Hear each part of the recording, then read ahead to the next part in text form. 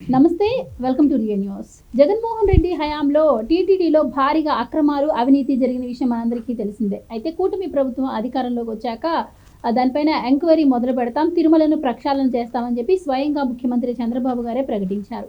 ఇక ఆ తర్వాత కల్తీ లడ్డు అంశం బయటపడటం, ఆ తర్వాత విజిలెన్స్ అండ్ ఎన్ఫోర్స్మెంట్ అధికారులు అయితే గత 5 ఏళ్లలో జరిగిన టీటీడీలో అక్రమాలపై విచారణ చేపట్టారు. ఒక నివేదికను కూడా ఇప్పటికే ప్రభుత్వానికి ఇచ్చినట్టు వార్తలు అయితే వస్తూ ఉన్నాయి. ఇక వాళ్ళు ఇచ్చినటువంటి నివేదికలో మరి అప్పట్లో చైర్మన్గా పనిచేసినటువంటి వైవి సుబ్బారెడ్డి కావచ్చు, కరుణాకర్ రెడ్డి కావచ్చు, భారీగా అవినీతి అక్రమాలకు పాల్పడ్డారు అన్ని విభాగాల్లోనూ కూడా అంటే ఈ నివేదికలో ఉంది అని వార్తలు అయితే వస్తూ ఉన్నాయి. సో మరి ఈ నివేదికలో అసలు ఏముంది, వీళ్ళు ఎలాంటి అక్రమాలకు పాల్పడ్డారు, మరి వీళ్ళపై ఎలాంటి చర్యలు ఉండబోతున్నాయి, ఈ విషయాలు తెలుసుకుందాం. మనతో పాటు ఉన్నారు senior journalist doctor Durga Vadlamani గారు. నమస్కారం మేడం. నమస్తే అమ్మా. మేడం, ఈ 5 ఏళ్లలో మనం చూసాము అన్యమతస్థులు టీటీడీ బోర్డు బాధ్యతలను తీసుకుంటే ఎలా ఉంటుంది అన్నది ఈరోజు విజిలెన్స్ ఎన్ఫోర్స్మెంట్ అధికారులు ఇచ్చిన నివేదికను చూస్తే అర్థమవుతుంది. మేము వెంకటేశ్వర స్వామి భక్తులము అని చెప్తూనే వెంకటేశ్వర స్వామికి ఎంత అన్యాయం చేయకూడదో అంతా చేసేసినట్టే ఇప్పుడు ఆ నివేదికలో ఉంది అంటున్నారు. సో ఈ 5 ఏళ్లలో ఇటు వైవి సుబ్బారెడ్డి గారు కావచ్చు, అటు కరుణాకర్ రెడ్డి గారు కావచ్చు, సో ఎలాంటి అవినీతి పనులు చేశారు, మీరేం చెప్తారు? ఇప్పుడు మీరు అన్నారు కదా అన్యమతస్థులు అని, చాలా కరెక్ట్ పదం వాడారు. అంటే అన్యమతస్థులను అసలు హిందూ దేవాలయాలకు తీసుకోవటం ఏంటి? అందులో అత్యంత పవిత్రంగా భావించే తిరుమల తిరుపతి దేవస్థానంలో అన్యమతానికి చెందిన వైవి సుబ్బారెడ్డి ఉండడం ఏంటి, కరుణాకర్ రెడ్డి ఉండడం ఏంటి? అసలు వీళ్ళల్లో నేను హిందూ మతాన్ని నమ్ముతానంటే తీసేసుకుంటాము మనం. ఓకే, ఇప్పుడు నేను మీ ముస్లిం మతాన్ని గౌరవిస్తాను, లేదు మీ క్రిస్టియన్ మతాన్ని గౌరవిస్తాను అంటే వాళ్ళ వాటికన్ చర్చిలో నన్ను ఏమైనా తీసుకుంటారా? లేదు వాళ్ళ అదేంటది కాబాలో నన్ను ఏమైనా తీసుకుంటారా? తీసుకోరు కదా. వాళ్ళకంటూ వాళ్ళ పద్ధతులు వాళ్ళకు ఉంటాయి, వాళ్ళ గౌరవాలు వాళ్ళకు ఉంటాయి. అది మనకు తెలియదు కదండి.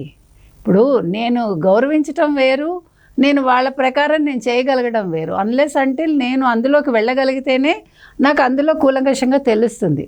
ఇప్పుడు నేను మీ దేవుణ్ణి నేను గౌరవిస్తానంటే నువ్వు గుడిలోకి రా, గౌరవిస్తానంటే అంతవరకే, నాట్ బియాండ్ దట్. అది ఎందుకు లేదు? 5 ఏళ్లలో ఎందుకు జగన్మోహన్ రెడ్డి ఆ పని చేయలేదు? సొంత బాబాయ్కి ఎందుకు ఇచ్చాడు? భూమన కరుణాకర్ రెడ్డికి ఎందుకు ఇచ్చాడు? అవునా కాదా? ఇప్పుడు మీరు ఎవరిని తీసుకున్నా కూడా మీకు గుర్తుందా? సో ఇది టీటీడీ కార్లో ఒక ఆవిడ, ఒక ఆఫీసరు తిరుమల తిరుపతి దేవస్థానంలో, ఆవిడ క్రిస్టియన్, ఆవిడ చర్చికి వెళ్ళేది. అంటే మీకు ఎలా మనసు అంగీకరిస్తుంది? మనం ప్రశ్నించేది అది. నువ్వు ప్రసాదం తినడానికి నీకేమో తప్పు, మాకు ఒప్పుకోరు, బైబిల్లో మేము ప్రసాదం తింటే అంటారు. ఓకే, అది నీ ఇష్టం, నువ్వు ఎందుకు తినవని నేను ప్రశ్నించాను నిన్ను. కానీ మరి వాళ్ళ ఆస్తులు మీరు ఉపయోగించుకోవటానికి మళ్ళీ తిరుమల తిరుపతి దేవస్థానం హుండీలోంచి వచ్చిన డబ్బే కదా మీ జీతాలు. మరి జీతం ఎలా తీసుకుంటారు మీరు?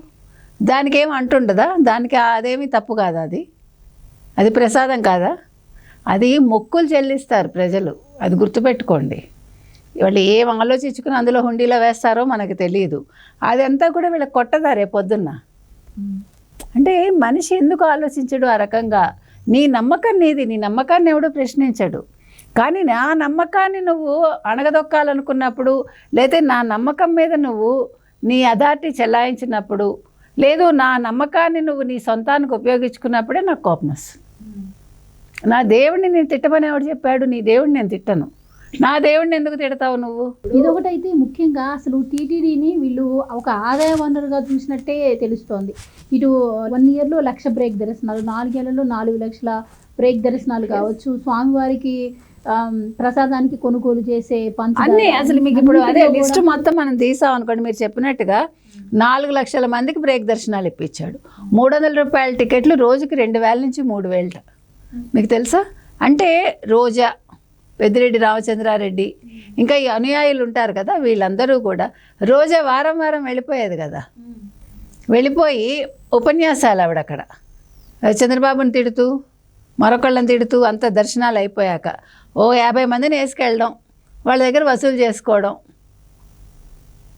ఇప్పుడు 2019లో రోజా ఎలా ఉంది, 2024కి వచ్చేసరికి రోజా ఎలా ఉంది, 2019 ముందు ఆస్తులేంటి, 2019 తర్వాత ఆస్తులేంటి, ఎంక్వైరీ చేయండి, వదలొద్దు. ఎందుకంటే ఫస్ట్ ప్రమాణ స్వీకారం రోజే కొడుక్కి బెంచ్ కారు ఇవ్వడం ఏంటి బర్త్డేకి సరదాగా? అంటే నువ్వు అప్పుల్లో ఉన్నదాన్ని ఎలా చేసావు? ఎట్లా సంపాదించుకున్నాం. మీరందరూ కూడా మీరు అన్నట్టుగా ఆదాయ వనరుగా తిరుమలని చూశారు. మీరు ఇందాక అన్నారు ఆహార పదార్థాలు, ఎస్, ప్రసాదాల కైంకర్యానికి ఇప్పుడు జీడిపప్పు, నాసిరకం. మీకు యాలకులు తెలుసా? మీకు వాసన ఉండదు, అంటే అందులో ఆయిల్ తీసేస్తారనమాట. అది అసలు మీకు స్మెల్లే ఉండదు యాలకులు. తర్వాత మొత్తం సుగంధ ద్రవ్యాలన్నీ కూడా దేవుడికి వాడేవన్నీ. ప్రతి బియ్యం అసలు చెప్పద్దు. మనం చూసాం, మీరు వెళ్ళారో లేదు, నేను 2021లో వెళ్ళా, భోజనం కూడా చేశా. ఎంత అనకూడదు కానీ ప్రసాదం అని, ఎంత ఘోరం అంటేనండి. అసలు అప్పుడు లడ్డూ తిని అసలు మీరు నమ్మరు, నాకే డౌట్ వచ్చింది నేనేమన్నా పొరపాటు పడుతున్నానా అని. మళ్ళీ ఇప్పుడు 2024 వీళ్ళ ప్రభుత్వం, కూటమి ప్రభుత్వం వచ్చాక వెళ్ళి తిన్నా, ఎంత తేడా ఉందంటే ప్రసాదంలోనండి. అంటే అనుభవించాం, ప్రత్యక్షంగా అనుభవించి మాట్లాడుతున్నాం, మనం ఏమి కల్పితం కాదు ఇది. తర్వాత మీరు ఇందాక అన్నారు అన్యమతస్తులని, ఎస్, అన్యమతానికి చెందిన వాళ్ళకి కొట్లు ఎందుకు ఇస్తారు మీరు? అన్యమతానికి సంబంధించిన వస్తువులు ఏవైతే ఉంటాయో, వాళ్ళ చిహ్నాలు ఏవైతే ఉంటాయో, ఉద్యోగ నియామకాలే కాదు, ఈవెన్ ఆ కొట్లలో అమ్మకాలు. తర్వాత అన్యమతానికి చెందిన వేళ్లాడుతూ ఉంటే ఆ కార్లను మీరు ఎలా అనుమతిస్తారు పైకి? ఒకటి కాదండి, మీరు చెప్పినట్టు అణువున అడుగడుగున వాళ్ళు అసలు ఇది అది అనేం లేదు. ఇంకా అసలు భూమన కరుణాకర్ రెడ్డి అయితే టెండర్లు పిలిపించేసి చేయించి మరమ్మతులు 90 లక్షలు ఒకసారి. తర్వాత ఆలయాల అదే దాన్ని ఏమంటే జీర్ణోద్ధరణ అని చెప్పి 25 లక్షలు, 35 లక్షలు ఒక్కొక్క టెంపుల్కి. కొత్త టెంపుల్ కట్టాలని ఎంతో దానికి ఒక ఇది. అంటే తర్వాత కోదండరామస్వామి గెస్ట్ హౌజు, తర్వాత గోవిందరాజస్వామి గెస్ట్ హౌజు, మీరు అనుమతులు తీసుకోవాలి. వాళ్ళు ఏమన్నారు, మీరు అబ్జర్వ్ చేశాక చెప్పండి అని. దానికోసం ఎన్ని లక్షలో. అంటే ఇవంతా కూడా ఎవడి జేబులోకి వెళ్ళాయి? వీళ్ళందరి జేబుల్లోకి వెళ్ళాయి. అసలు జగన్మోహన్ రెడ్డి వెళ్ళడమే తప్పు నన్ను అడిగితే. తిరుమలకి ఎలా వెళ్తాడు? నువ్వు ఎప్పుడు డిక్లరేషన్ సైన్ చేయలేదు, నువ్వు ఎలా వెళ్తావు? అసలు నీకు అసలు మనస్సాక్షి ఉండదా? ఇప్పుడు వాళ్ళకి యేసుప్రభు ఏం కొట్టాడా వాళ్ళని? ఇడుపులపాయకి వెళ్ళి నువ్వు పూజలు చేసుకుంటావు, లేదు నీకేదో చర్చ్ ఉంటుంది కదా. ఇప్పుడు వీళ్ళకంటూ ఒక ప్రత్యేకంగా చర్చిలు ఉంటాయి, కడపలోనో ఎక్కడో మనకు తెలియదు, పులివెందుల్లోనో. మరి ఎలా వెళ్తారు మీరు మళ్ళీ అక్కడికి? నేను దీనికి నిబద్ధుడనై ఉంటాను అని నువ్వు చెప్తావు కదా, ఒక మతానికి నిబద్ధుడై ఉన్నప్పుడు ఇట్లా మోసం చేయొచ్చా? ఒక ముఖ్యమంత్రిగా నువ్వు పనిచేసి, నీ కింద పనిచేసిన వాళ్ళు క్రిస్టియన్స్ అయి ఉండి డబ్బుల కోసం ఆశపడి, కక్కుర్తిపడి, ఆశ కూడా కదా కక్కుర్తి, ఒక అన్యమతానికి సంబంధించిన సొమ్ము తినేయచ్చా? దీనికి ఎటువంటి శిక్షలు వేయాలి? ఇప్పుడు మీరు చట్ట సవరణలు చేస్తారా? కొత్త చట్టాలు తీసుకొస్తారా? ఇప్పుడు హిందూ దేవాలయాల మీద ఆధారపడి బతుకుతున్న కుటుంబాలు, అన్యమతస్థులు ఎంతమందో ఉన్నారు. కొట్లు కూడా పెడతారండి, ఆశ్చర్యంగా. అసలు ఎలా పెడతారండి? ఎలా మనసొప్పుతుందండి? మీరు ఇస్తారా అలాగా? ఇప్పుడు ఒక చర్చి దగ్గర నాకు ఒక కొట్టు పెట్టుకోవడానికి అవకాశం ఇస్తారా? ఒక మస్జిద్ దగ్గర నేను వెళ్ళి అమ్ముకోవటానికి అవకాశం ఇస్తారా? వాళ్ళ దగ్గర పనిచేయటానికి కూడా మనుషులను తీసుకోరు, తెలుసా మీకు? హిందూస్ని తీసుకోరు. ఒక ముస్లిం ఒక కొట్టు పెట్టుకున్నాడు అనుకోండి, వాళ్ళు ఏంటంటే భాష రాదు కాబట్టి ఒక తెలుగు చెప్పడం కోసం, అంటే తెలుగు మాట్లాడడం కోసం ఒక మనిషిని పెట్టుకుంటారు, మీకు తెలుసో లేదో. అంటే వాళ్ళ పద్ధతి అది. అప్పుడు ఎవడు ప్రశ్నించకూడదు. కానీ మీరు ముస్లిమ్స్ దగ్గర వస్తువులు కొనమంటే మాత్రం వాళ్ళకి కోపం వచ్చేస్తుంది. మీరు క్రిస్టియన్స్ దగ్గర మేము కొనమంటే కోపం వచ్చేస్తుంది. ఎవరికి? హిందువులు కామని చెప్పుకుంటూ గుళ్ళకెళ్ళే కుహనావాదులు ఉంటారు చూడండి, వాళ్ళని కమ్యూనిస్టులు అనాలో ఏ ఇస్టులు అనాలో నాకు తెలియదు. వాళ్ళు మాట్లాడతారు, మాకు హిందూ ధర్మం మీద నమ్మకం లేదు, హిందూ దేవుడి మీద. కానీ వాడు వెళ్ళి గుడికి వెళ్తాడు, మీకు తెలియదేమో. వాడు దొంగతనంగా గుడికి వెళ్తాడు, ముడుపులు కడతారు ఒంట్లో బాగాలేకపోతే. మహా మేధావులు కూడా, మా ఆవిడ నాకు నా ఆరోగ్యం బాగుండాలని ముడుపులు కడుతుందో నాకు నమ్మకం లేదు. కానీ వీళ్ళందరూ పెద్ద ఏమైనా ఎడిటర్స్గా పనిచేసిన వాళ్ళు, పెద్ద రచయితలు, వాళ్ళందరూ మాట్లాడతారు. ఇవన్నీ మనం మాట్లాడామనుకోండి, మనం చెడ్డవాళ్ళం. అంటే మనిషి ద్వంద్వ నీతితో ఉంటేనే బతుకుతున్నాడు.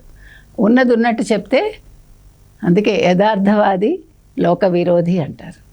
కాబట్టి మొత్తానికి ఈ తిరుమల తిరుపతి దేవస్థానంలో ప్రక్షాళన అణువున జరగాలి. మొత్తం అందరినీ ఏర్పడేయండి, చెప్పటం కాదు, చేతల్లో చూపించండి.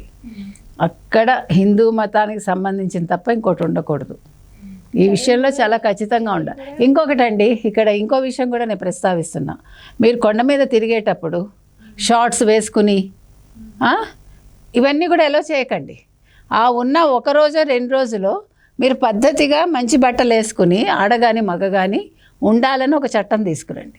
ఉత్తప్పుడు మీ ఇష్టం, మిమ్మల్ని ఎవడు కమెంట్ చేయడు, దట్ ఈజ్ యువర్ పర్సనల్.